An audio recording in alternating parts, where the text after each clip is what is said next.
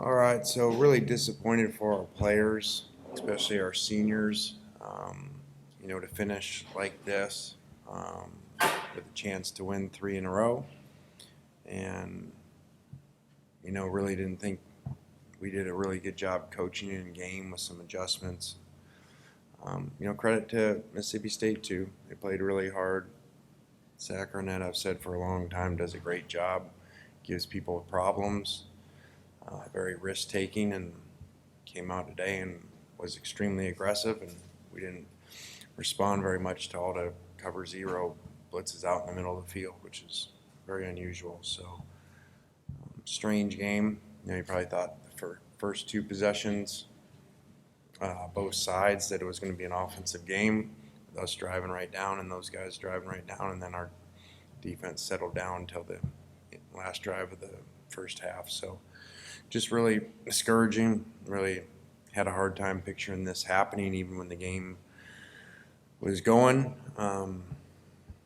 So difficult, and always difficult to end your season with a loss like this, because it's not like you go play next week. So very discouraging, and a lot of things went wrong. We have a whistle that we stop, which is what you coach players to do, because you're supposed to stop when there's a whistle. And now I'm told, well, one of their guys, everyone else stopped for the inadvertent whistle, but one of their guys didn't, so he was right. So from now on, we are supposed to teach, when there's a whistle, you still keep playing. So that's new information in coaching. So when there's whistles, and people hit people after the whistle that are personal fouls, explain that to me. So I'm not blaming that for the loss. We didn't do a good job, especially in game. I thought we started okay, but in 2-point play at the end, we have the play and the look that we want, and they don't pump the clock back up, letting them substitute. So we have to use a timeout, and then they go over and coach up and have a different look. So we have to use a timeout to get to a different play. So again, I'm not blaming referees. We should have done a lot of things better, but those 2 situations were very difficult, especially the fumble, which the guy on my side says, well, I don't know what they're looking at. I said, I know what they're looking at. It's lateral. But when there's a whistle and everyone stops, including our 2 receivers, that say, Coach, we stopped because the whistle blew. Well, good job, guys. That's what you're coached to do. So that was very discouraging and a big turn in the game. So again, credit to those guys for playing well, and feel bad for our players. Questions?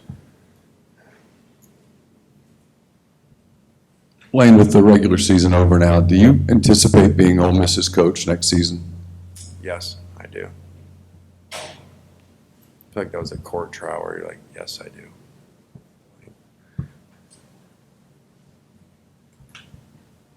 Coach Casey Kelly wasn't able to give it a go tonight.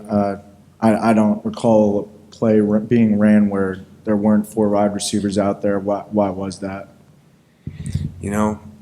Things happen where you got to play in certain personnels, and that was a disadvantage at time. Casey, during the week, was declared out for the game, and I think he's going to have surgery this week and will be out. And so Trigg was suspended from our program, so he wasn't available.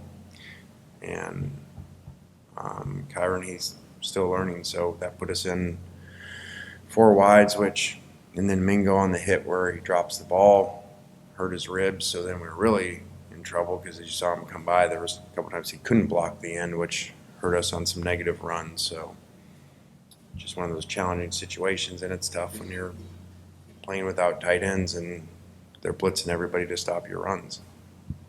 In that third quarter where you had 15 yards of offense total in that 15-minute period, I mean, where were some of the challenges that you saw in that quarter? Just, where did you see them doing good on their side? Where did you see y'all not doing good on y'all's side? Yeah, again, I said on the headphones, half joking, there's this thing out there that Leach is retiring after this game. And so I was saying that must be true, because the defensive coordinator is acting like this is his last game, because he's just running blitz zero in the middle of the field to start series and stuff. And so nobody ever does that, and he did, and which is a great game plan, and we didn't adjust because you got to make them pay. And as you could see, we didn't either pick up the pressures, or obviously you can't run into that. So They did a good job, and we did not adjust very well. Just your thoughts on the whole mood, the last 6 minutes, I guess, in the fourth quarter with that note, the whistle and all that, and just how kind of the stadium responded in turn to that. Well, we've already discussed the whistle that, as you heard them say, which they probably shouldn't have said to you guys, there was an inadvertent whistle, so they're going to replay the down. So even admitting that there was a whistle, so everyone stops. Again, I mean, I can repeat myself. Knox, in your 5th grade football, when the whistle blows, you're supposed to do what? Stop. So all of a sudden, we're supposed to coach different. So obviously, I was very frustrated with that situation and told them right away, it's a lateral, I can see that. But everyone stopped because you blew a whistle that you already said you did. So no reasonable explanation at all except for, he said, well, their 44 didn't stop. Okay, so what does that mean? One guy didn't stop. Maybe he didn't hear it and everybody else did. So I don't know what to do about that. Obviously, that was a big momentum swing. Lane, we asked about it last week, but there's been a lot of talk about your future and whatnot. Do you feel like that was a distraction at all this week with the players? I think when it was falsely reported by John, who's now famous, congratulations, that you can just write whatever you want. And I would do it too, I think, because you're never held accountable and you get to become famous and maybe you'll be right. So John did it. So then I had to have a team meeting to say his article was wrong. Which would love to know these unnamed sources from John. But so yes, I had to have a team meeting because of that. They don't, when there's other stuff and chat rooms and all that stuff, but when a reporter writes it, it changes the game with it. So. Questions?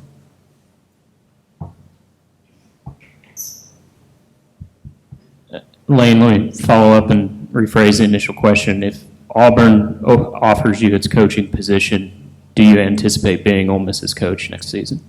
I do.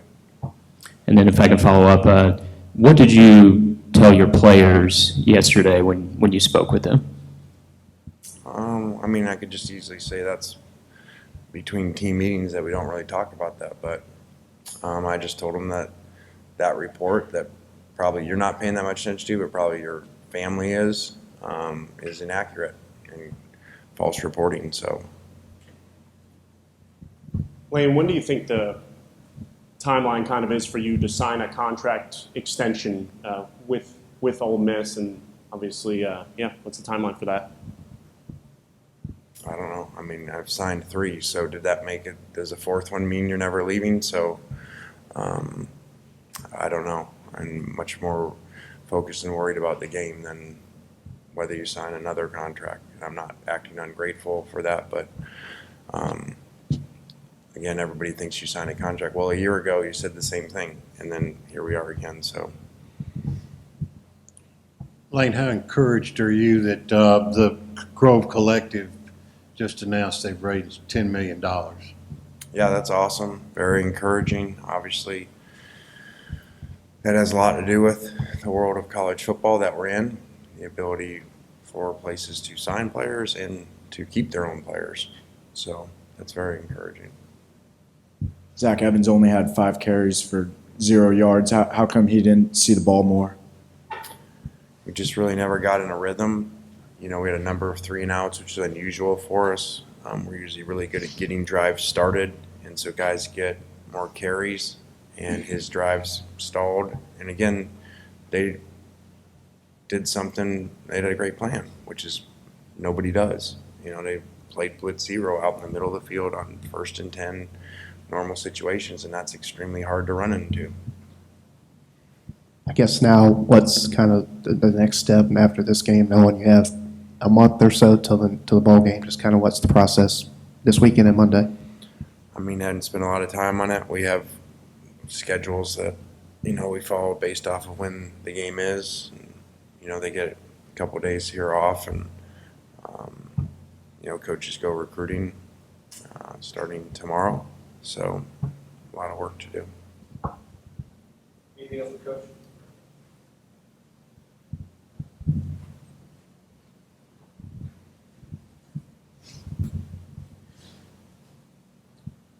Lane, I know you said you're keeping those meetings kind of private, but did you kind of relay a message at all, if you could share this, that you told your players that you are signing a new contract here? I mean, I've already talked about that. I shouldn't even got into what was said in that meeting, so I already said it. So I'm not answering any more questions about that.